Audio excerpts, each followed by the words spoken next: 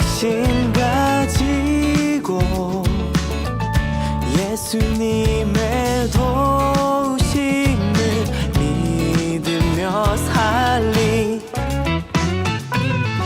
살아계신 주 나의 참된 소망 걱정 근심 전혀 없네 사랑해 주네 갈 길 인도하니 내 모든 삶의 기쁨 늘 충만하네 그 언젠가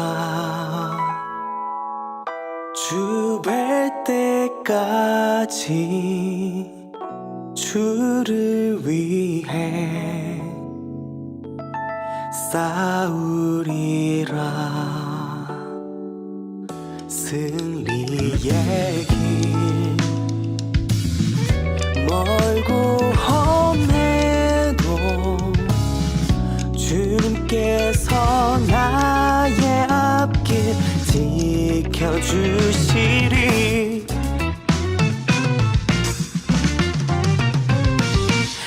살아계신 주 나의 참된 소망 걱정 근심 전혀 없네 사랑해 주네 갈 길 인도하니 내 모든 삶의 기쁨 늘 충만하네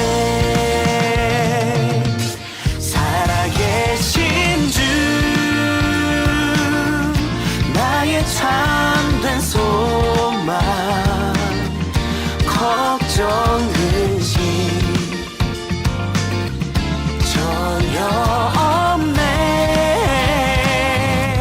사랑해 주네 갈 길 인도하니 내 모든 삶의 기쁨 늘 충만하네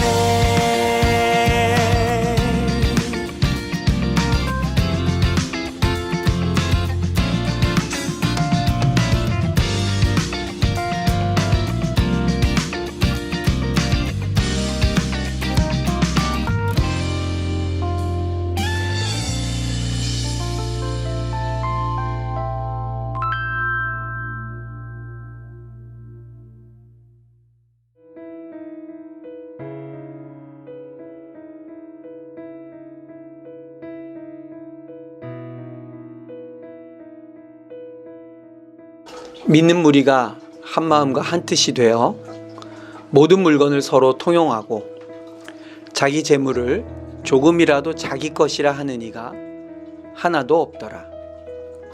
사도들이 큰 권능으로 주 예수의 부활을 증언하니 무리가 큰 은혜를 받아 그 중에 가난한 사람이 없으니 이는 밭과 집 있는 자는 팔아 그 판 것의 값을 가져다가 사도들의 발 앞에 두매 그들이 각 사람의 필요를 따라 나누어 줌이라.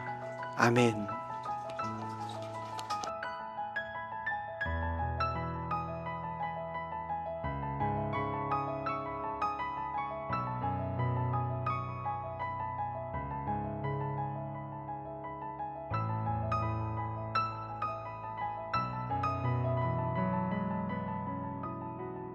안녕하세요. 동네 작은교회 김종일 목사입니다. 오늘은 사도행전 4장 32절부터 35절의 말씀을 중심으로 부활하신 예수님을 만나고 교회로 이루어진 예루살렘 공동체가 보여준 아주 혁신적이면서 그 시대에 그 어떠한 조직이나 또 공동체나 모임도 이루어낼 수 없었던 놀라운 현상을 보여준 사건을 중심으로 잠시 말씀을 나누려고 합니다.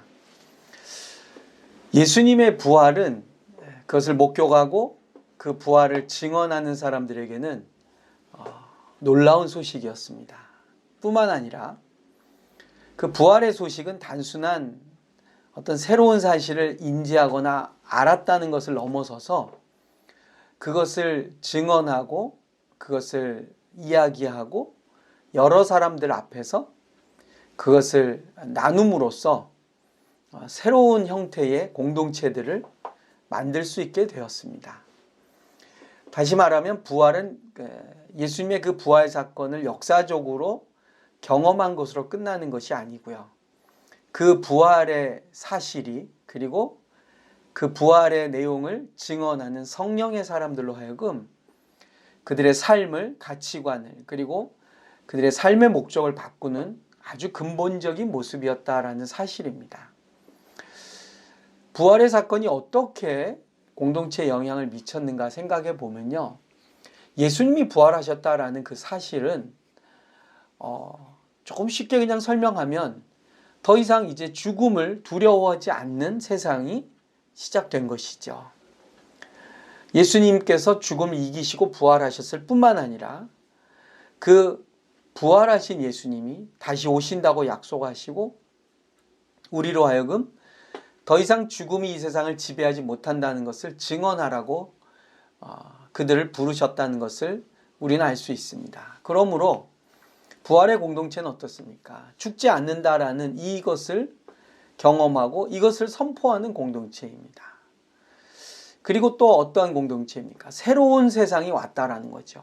더 이상 죽음을 두려워하거나 죽음 때문에 우리가 비겁하게 살거나 죽음이 우리의 올바르다고 하는 것을 왜곡시키는 일을 더 이상 일어날 수 없게 됐다는 것을 그들은 경험하게 된 것이죠. 놀랍게도 부활이라는 이 사실과 성령을 받은 부활의 소식을 전하는 공동체가 보여주는 오늘 본문의 특징은 무엇입니까? 그것은 의학적이거나 과학적이거나 또는 어떠한 이데올로기나 어떤 정치 조직이나 그런 것들이 아니고요. 그 부활의 공동체는 모여서 어떤 모습을 보여주었느냐? 경제적인 차이와 경제적인 새로운 공동체를 보여줬다는 사실이죠. 여러분 오늘 32절을 한번 보십시오. 믿는 무리가 한 마음과 한 뜻이 되어 모든 물건을 서로 통용하고 자기 재물을 조금이라도 자기 것이라 하는 이가 하나도 없더라. 이 믿음의 무리들이 이제 한 마음과 한 뜻이 되어서 무엇을 했습니까? 그들이 모여서 보여준 놀라운 새로운 사회의 모습은, 새로운 공동체의 모습은 재물에 대한 또 소유한 것에 대한 자기 것을 주장하지 않았다라는 것이죠. 부활의 공동체는요, 경제적으로 또 재물과 관련해서 소유와 관련해서 자기 것을 주장하지 않았습니다.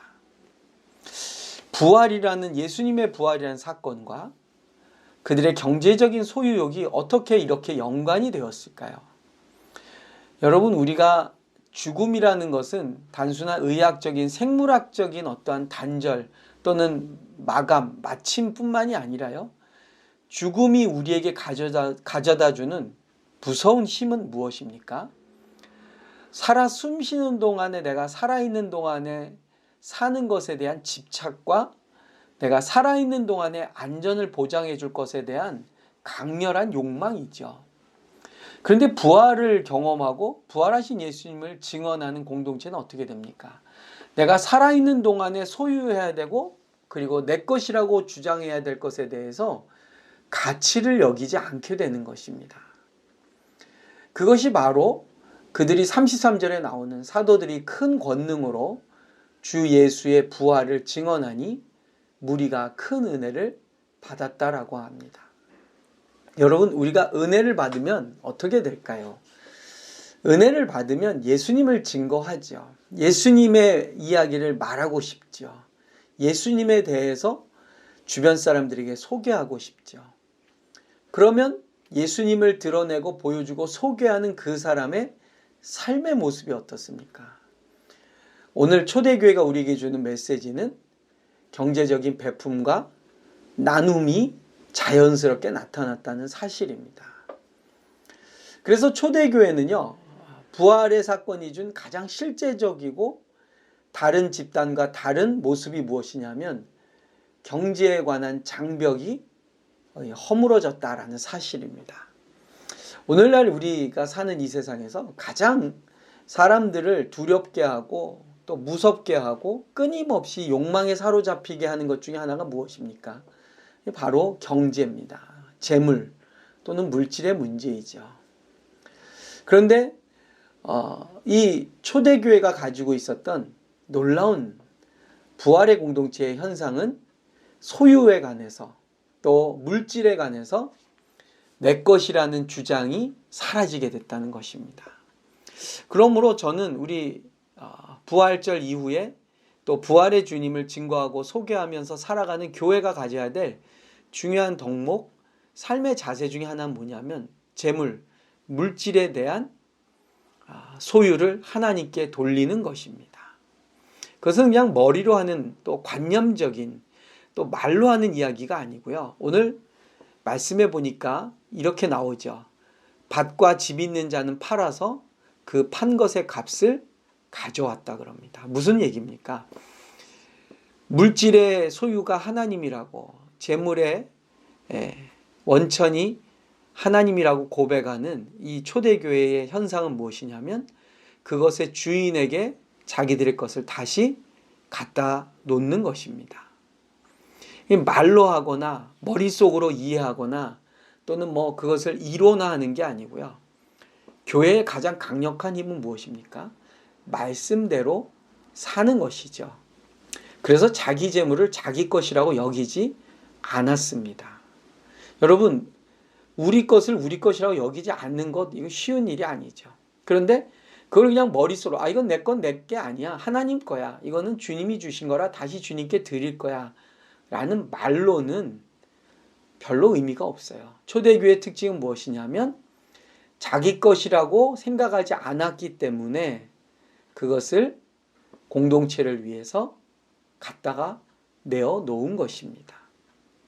물질에 대한 공공재로서의 사고방식, 그리고 욕망의 어떠한 도구나 수단이나 목적이 아니라 하나님의 것이라고 고백하는 이 의식이 부활의 주님을 만난 공동체에서 일어났다는 사실이죠. 오늘날에도 여전히 이 사회는요, 경제적인 불평등, 또 경제적인 왜곡, 또 공정하지 못한 그러한 것 때문에 마음 아파하는 사람들이 너무나 많습니다. 여러분, 교회가 보여줄 수 있는 가장 놀라운 사실은 무엇입니까? 경제적으로 소유를 하나님께 다시 돌리는 모습입니다. 그것이 초대교회의 특징은 무엇이냐면 죽고 나서가 아니고요. 죽음에 임박해서가 아니고요.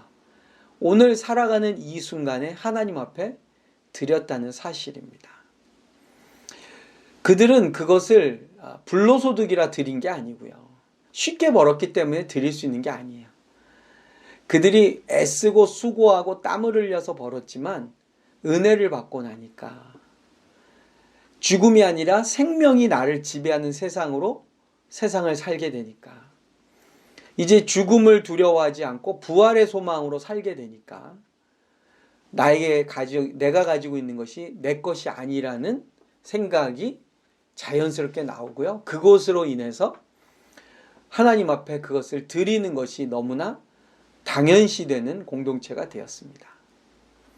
저는 우리 한국 교회가 이 부동산 문제, 또 젊은이들의 경제적인 어려움의 문제, 또 끊임없는 재물에 대한 욕망이 사로잡고 있는 이 자본주의 시대에서 우리의 물질을, 우리의 소유를 하나님의 것으로 돌릴 수 있는 결단과 더불어 실천이 일어나기를 간절히 축복을 드립니다. 그렇다고 해서 여러분 지금 당장 내 것을 다 팔아서 교회에 바치라 이런 말씀이 아닙니다. 지금부터 우리가 그것을 할 수 있는 훈련을 하는 거죠. 지금 당장 할 수 없다면 우리가 벌어들인 수익의 일부를 교회에 드린다든지 신뢰할 만한 자들에게 그것을 드려서 하나님의 일을 할 수 있도록 우리가 헌신한다든지 우리 한국교회가 가지고 있는 좋은 전통이 있죠. 바로 11조라는 전통이 있지 않습니까? 10의 1조를 드림으로 우리는 얼마든지 이러한 일에 동참할 수 있습니다. 뿐만 아니라 더 우리가 하나님 앞에서 이 드림과 그리고 나눔이 풍성해질 때에 우리 안에는 부활의 그 영광과 부활의 기쁨을 경험할 수 있는 공동체가 되리라고 확신합니다.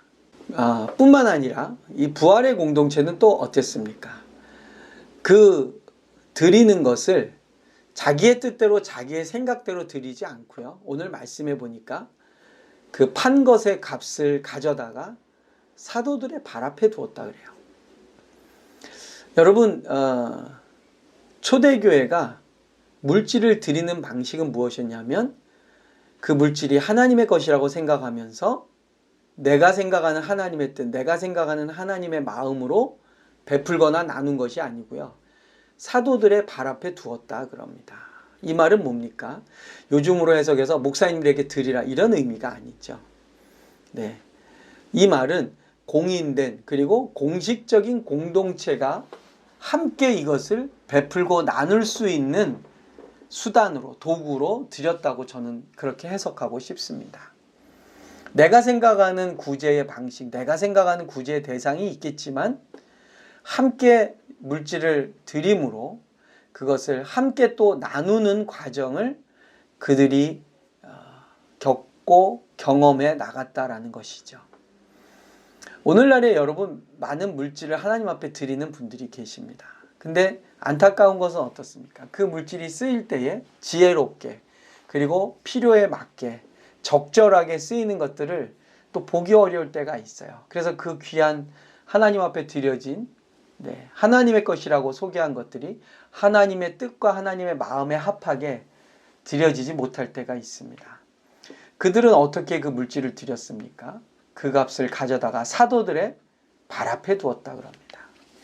여러분, 우리가 주일에 헌금을 드리고 예물을 드리고 우리의 소유를 하나님 앞에 드리는 것은요, 우리의 공식적인 공동체 또 함께 예배하는 공동체에게 그것을 드림으로 그 공동체가 그 물질을 하나님의 마음으로 다시 베푸는 과정이 있었다는 것이죠.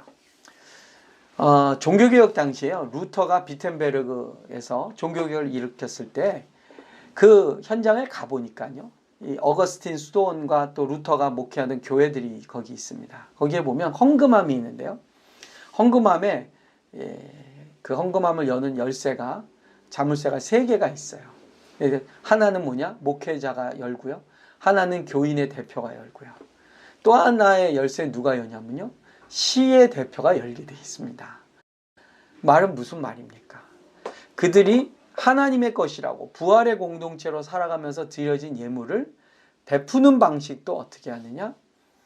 사도들의 발 앞에 두는 것처럼 시와 교회의 성도들이 함께 나누고 베풀 수 있는 절차와 과정을 만들었다는 것입니다. 저는 그런 면에서 우리가 이 재물을 드리는 것도 중요하지만요, 공동체적으로 어떻게 그것을 사용하는 것도 굉장히 중요한 과정이라고 생각됩니다. 오늘 말씀의 마지막 35절은 이렇게 말씀하고 있습니다. 이렇게 드려진 물질, 하나님의 소유, 하나님의 것이라고 말하는 재물이 쓰이는 방식이 어떻게 됐습니까? 그들이 각 사람의 필요를 따라 나누어 줍니다. 여러분, 하나님의 물질은요, 필요를 따라 나누어 주는 것입니다.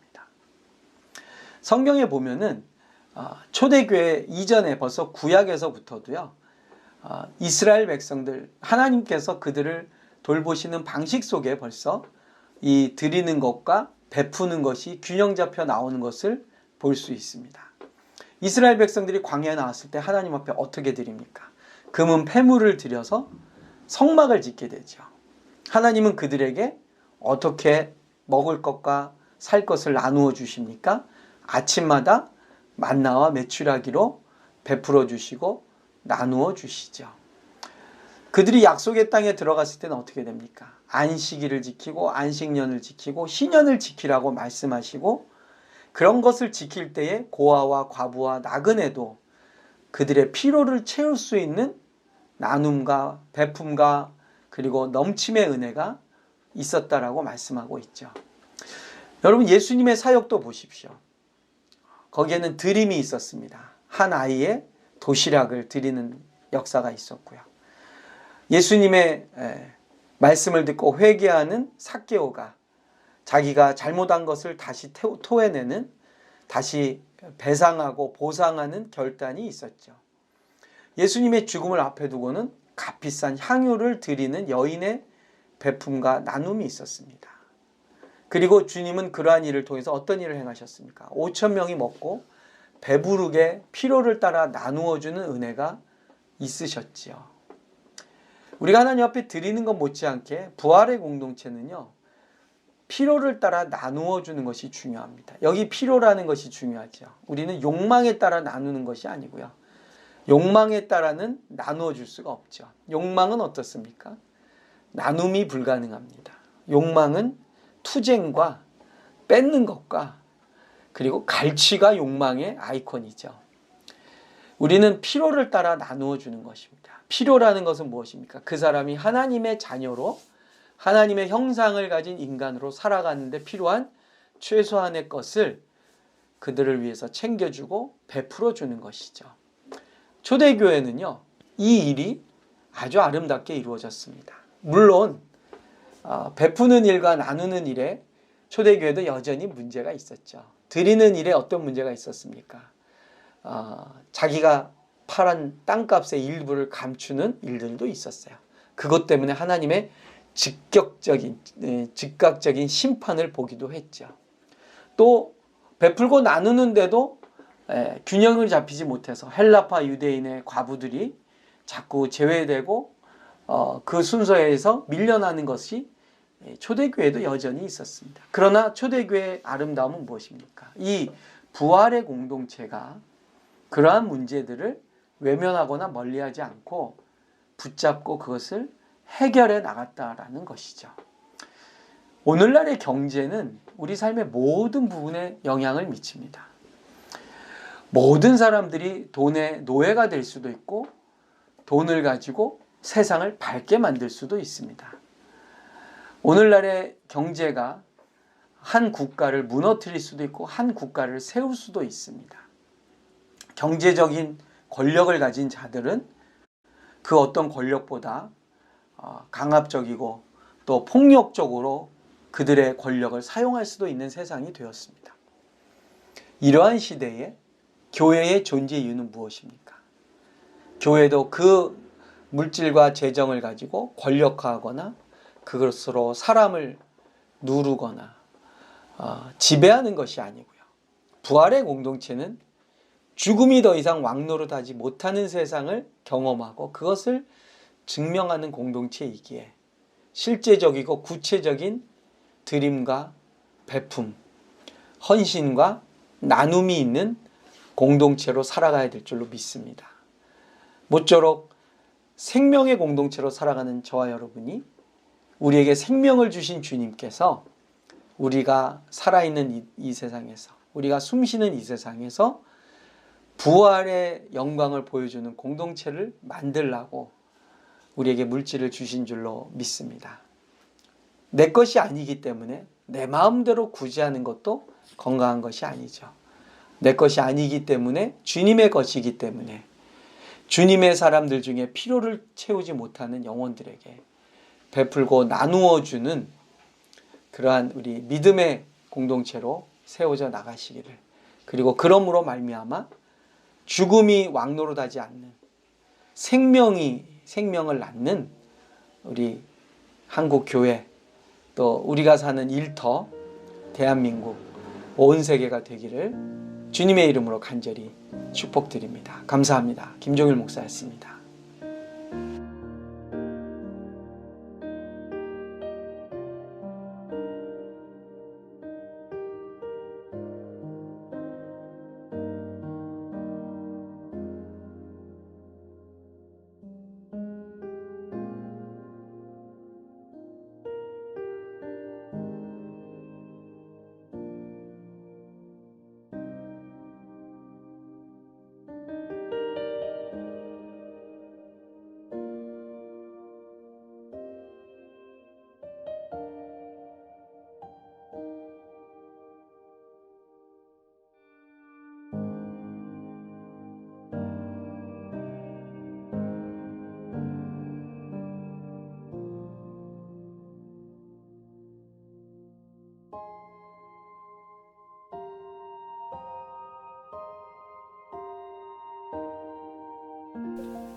지금은 우리 주 예수 그리스도의 은혜와 하나님 아버지의 사랑과 성령님의 인도 보호 교통하심이 형제들에게 자매들에게 온 세상 위에 함께 계실지어다.